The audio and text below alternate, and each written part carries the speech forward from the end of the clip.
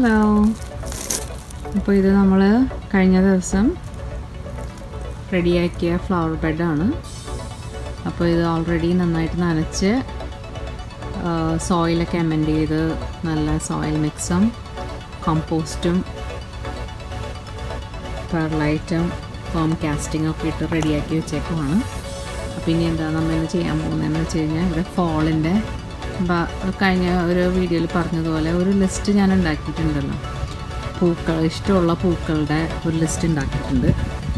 ആ ഇഷ്ടമുള്ള പൂക്കളുടെ ലിസ്റ്റിൽ നിന്ന് നമ്മുടെ ടെമ്പറേച്ചർ അനുസരിച്ച് ഏതൊക്കെയാണ് നമ്മുടെ ഫോളിൽ നടാൻ പറ്റുന്നതെന്ന് സെലക്ട് ചെയ്തിട്ട് ഞാൻ കുറച്ച് സീഡ്സ് ഇവിടെ കളക്ട് ചെയ്തിട്ടുണ്ട്. അപ്പോൾ നമ്മൾ ഇന്ന് ഈ സീഡുകളാണ് നടാൻ പോകുന്നത്. അപ്പോൾ ഞാനിങ്ങനെ ഒരു ലിസ്റ്റ് ഉണ്ടാക്കി നവംബറിൽ നടാൻ പോകുന്ന ഫ്ലവേഴ്സ് എത്ര ദിവസം കൊണ്ടത് ജെർമിനേറ്റ് ചെയ്യും. അപ്പോൾ അത് നമുക്ക് മോണിറ്റർ ചെയ്യാം. ഇപ്പോൾ 10 ദിവസം കൊണ്ട് ജെർമിനേറ്റ് ചെയ്യുന്നതാണെങ്കിൽ നമ്മളിപ്പോൾ ഒരു 10 തുടങ്ങി 21 ദിവസം എന്നാണ് പറയുന്നത്. African Daisy which is this one. അപ്പോൾ അത് 10 ദിവസം തുടങ്ങി 21 ദിവസം വരെയും അത് ജെർമിനേറ്റ് ആയില്ലെങ്കിൽ അതിൻ്റെ അർത്ഥം ഇത് നമ്മുടെ ടെമ്പറേച്ചറൊന്നും ശരിയാവുന്നില്ലെന്നോ, അല്ലെങ്കിൽ നമ്മുടെ സോയിലിന് എന്തെങ്കിലും പ്രോബ്ലം ഉണ്ടെന്നോ, അല്ലെങ്കിൽ സീഡ് ഗുഡ് സീഡല്ല നമ്മൾ വാങ്ങിച്ചേക്കുന്നതൊക്കെ. അപ്പോൾ പതുക്കെ എക്സ്പെരിമെൻ്റ് ചെയ്തേ നമുക്കത് മനസ്സിലാക്കാൻ പറ്റുള്ളൂ. സോ അതുകൊണ്ടിട്ടാണ് ഞാനിങ്ങനെ എഴുതിയത്. അപ്പോൾ കറക്റ്റ് എക്സ്പെക്റ്റ് ചെയ്യുന്ന ജെർമിനേഷൻ ഡേറ്റും ജെർമിനേറ്റ് ചെയ്ത ഡേറ്റും എഴുതി കഴിഞ്ഞിട്ട് പിന്നെ ഇത്ര ദിവസത്തിനുള്ളിൽ ബ്ലൂം ചെയ്യുന്നുണ്ട്. അപ്പോൾ അതനുസരിച്ച് നമ്മൾ അത് മോണിറ്റർ ചെയ്യും. സോ വി വിൽ നോ ഫോളിൽ ഇത്രയൊക്കെയാണ് നട്ടതെങ്കിലും ഇന്നതൊക്കെയാണ് പിടിച്ചത്, ഇന്ന കാരണം കൊണ്ട് പിടിച്ചില്ല എന്നൊക്കെ നമുക്ക് ഒരു ഡയറി നമുക്ക് നോട്ട് ചെയ്യാൻ പറ്റും. സോ ദാറ്റ് നെക്സ്റ്റ് ഇയർ നമ്മൾ ഫോളോ ആകുമ്പോൾ we will be more careful. So all together November ആകുമ്പോൾ ഞാനപ്പോൾ എന്താ ചെയ്യുന്നതെന്ന് വെച്ച് കഴിഞ്ഞാൽ നവംബറിലെ പൂക്കൾ, നവംബറിലെ ഹെർബ്സ്, ഗ്രീൻസ്, വെജിറ്റബിൾസൊക്കെ സെറ്റാക്കി വെച്ചിട്ടുണ്ട്. നമുക്ക് ഓരോ ബെഡ് ഇതേപോലെ സെറ്റ് ചെയ്ത് വെക്കാം. എന്നിട്ട് നമുക്ക് പതുക്കെ പ്ലാന്റ് ചെയ്ത് വെക്കാം. നമുക്ക് ആഫ്രിക്കൻ ഡെയ്സി പ്ലാന്റ് ചെയ്യാം. അപ്പോൾ കുറച്ച് സീഡ് ഇടുക. അതിനുശേഷം ഇങ്ങനെയാണ് അതിൻ്റെ സീഡ് ഇരിക്കുന്നത്. നമ്മൾ സീഡ് ചെയ്യാനായിട്ട് ഈ സ്ക്വയറിൽ ആഫ്രിക്കൻ ഡെയ്സി നടാം. അപ്പോൾ കുറച്ച് ഇങ്ങനെ ഒരു ഹോൾസ് ഇട്ടിട്ട് ഒരു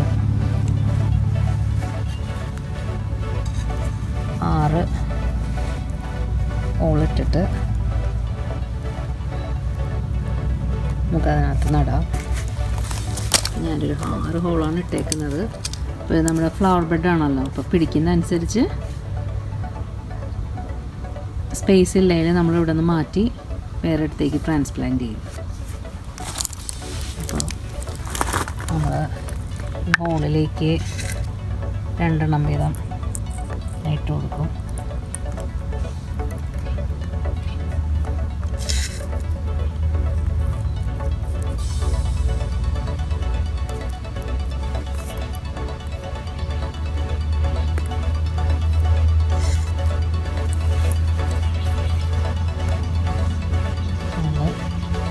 രണ്ടെണ്ണം വീതം ഇട്ട് കൊടുത്തിട്ടുണ്ട്. ഇനി ഇത് പതിയെ മൂടി കൊടുക്കും. എന്നിട്ട് നമ്മൾ പതുക്കെ നനയ്ക്കും. എല്ലാ ദിവസവും നനച്ച് കൊടുക്കും. കാരണം നല്ല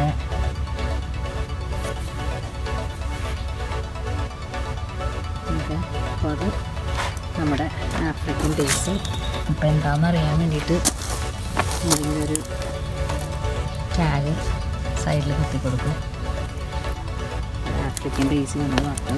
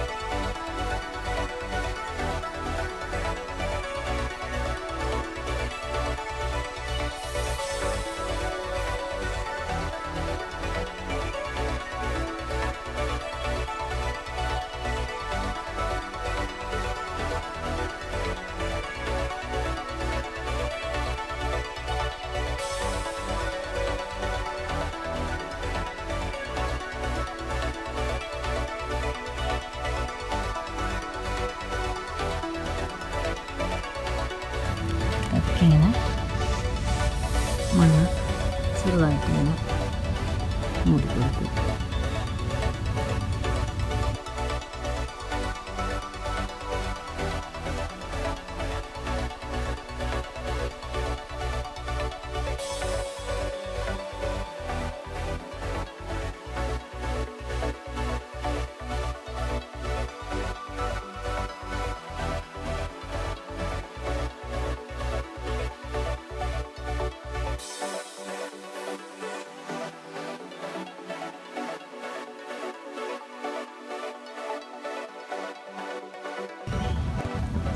അടുത്തത് നമ്മൾ നടുന്നത് എക്കിനേഷ്യയാണ്. നല്ല ബ്യൂട്ടിഫുൾ ഫ്ലവറാണത്.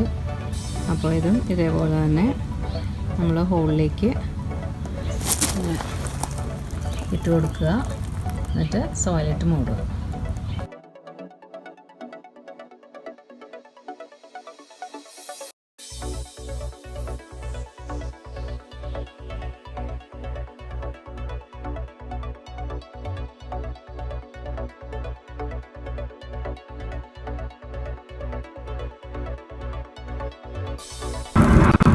ലാസ്റ്റായിട്ട് നമ്മൾ ഗ്ലോബ മരാന്ത് എന്ന് പറയുന്ന ചെടിയാണ് നടുന്നത്.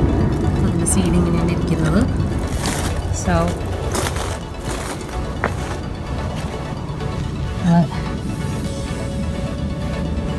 ഓളിടുക, ഓരോന്ന് ഓളിടുക.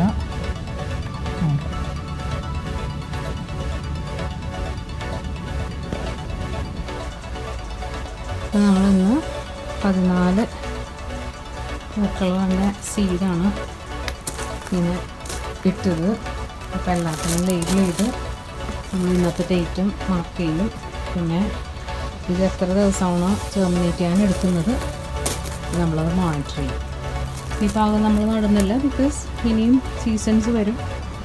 പിന്നെ ഇവിടെ ക്രൗഡി ആയിട്ട് വരുന്നത് നമ്മൾ ട്രാൻസ്പ്ലാന്റ് ചെയ്ത് വേറെ സ്ഥലത്തേക്കൊക്കെ നമുക്ക് പ്ലാന്റ് ചെയ്യാം. ഓക്കെ, സോ ഇനി അടുത്ത പരിപാടി ഇതിൻ്റെ മുകളിൽ നന്നായിട്ട് വെള്ളം ഒഴിച്ചു കൊടുക്കുക. എല്ലാ ദിവസവും വെള്ളം ഒഴിക്കണം.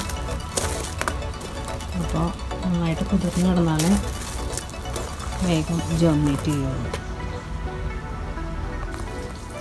വെള്ളം സ്പ്രിങ്കിൾ ചെയ്യാൻ കൊടുക്കുക. അപ്പോൾ നന്നായിട്ട് ഇതെല്ലാം വയ്ക്കാം. ഇന്നത്തെ നമ്മുടെ ഫ്ലവർ ബെഡിങ് റെഡിയായി. നമുക്ക് നെക്സ്റ്റ് വീഡിയോയിൽ കാണാം. Okay, by.